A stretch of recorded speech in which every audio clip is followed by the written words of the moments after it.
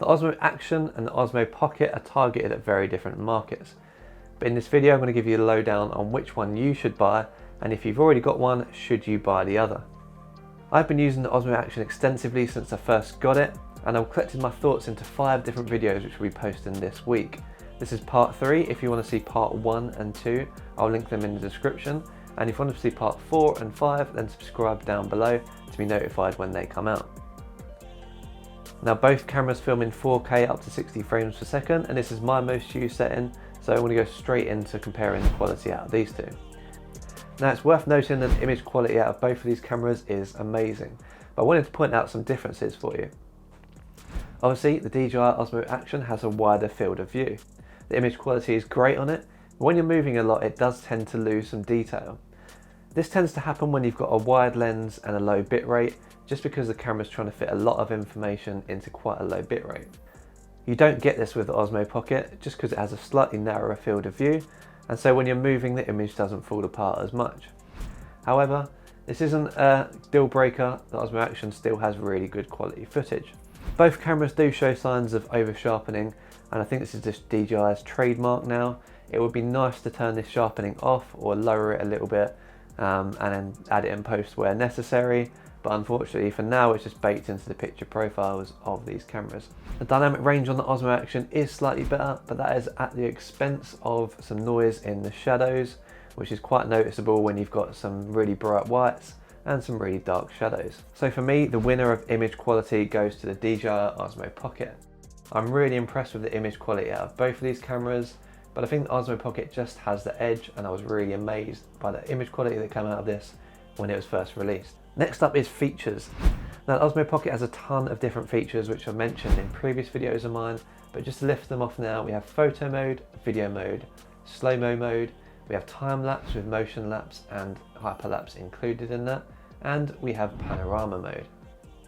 That's a lot of features packed into a camera this small. Now the Osmo Action has a very similar feature set to the Osmo Pocket, but it does miss out on the hyperlapse mode, motion lapse mode, and the panorama mode.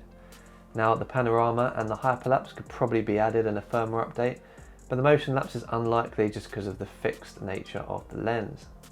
It's worth noting also that when you're shooting slow motion on the DJI Osmo Pocket, it's completely stabilized, and this is because the gimbal is working no matter what setting you're using it in.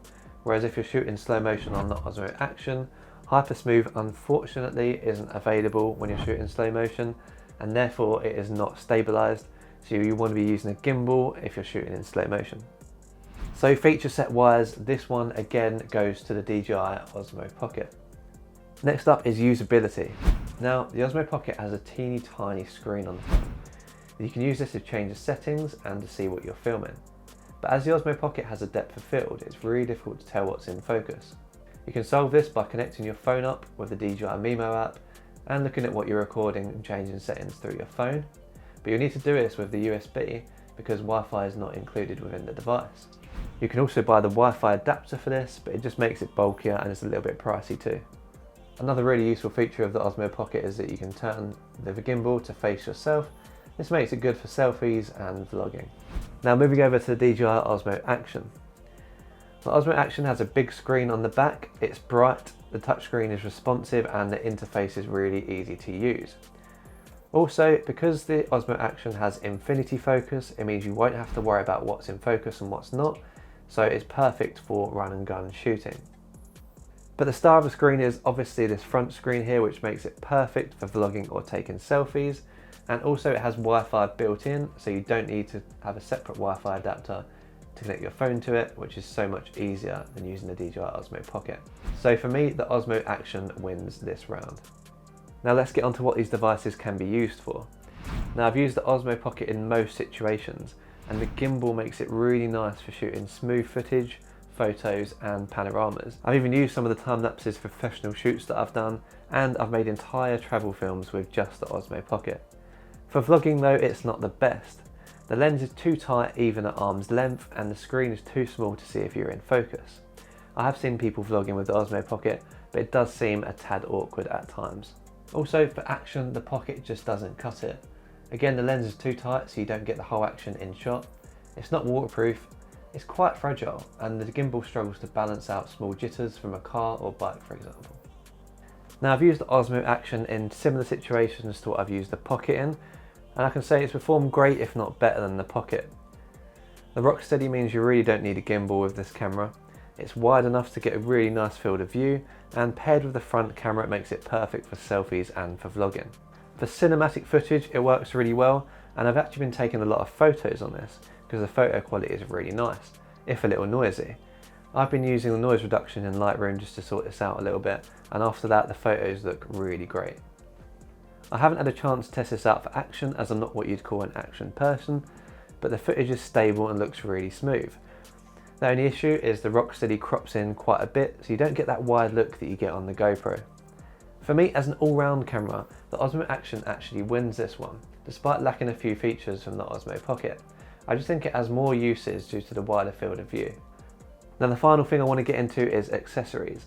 Now, cameras are great, but accessories really make the cameras useful in different situations. The Osmo Pocket now has a range of different accessories for it, from ND filters to cases to Z-axis stabilization. The Osmo Action, of course, has the GoPro mount on the bottom of the camera, which makes it compatible with all GoPro accessories. Of course, there is an absolute ton of those, so it's pretty much covered when it comes to accessories. So for this one, for me, is a draw. So what is my verdict then? If you're looking for a good vlogging camera, I would say the Osmo Action is the one.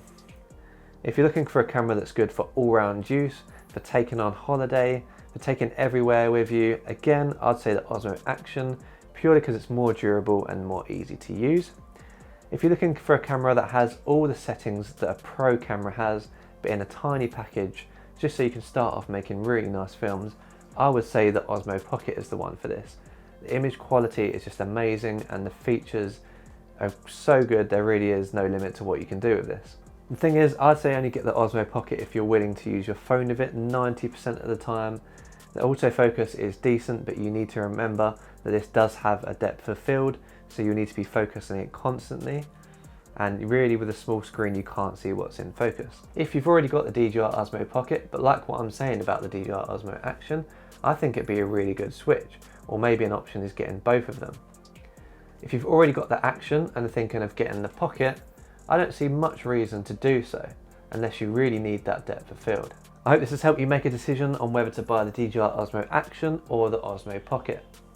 This has all been part of my DJI Osmo Action week, where I've been releasing a video every day this week about the DJI Osmo Action. I've got 2 videos left, so if you like this one, then subscribe down below to be notified when they come out. And for the previous 2 videos, the link is in the description. Thanks for watching, and I'll see you in the next one.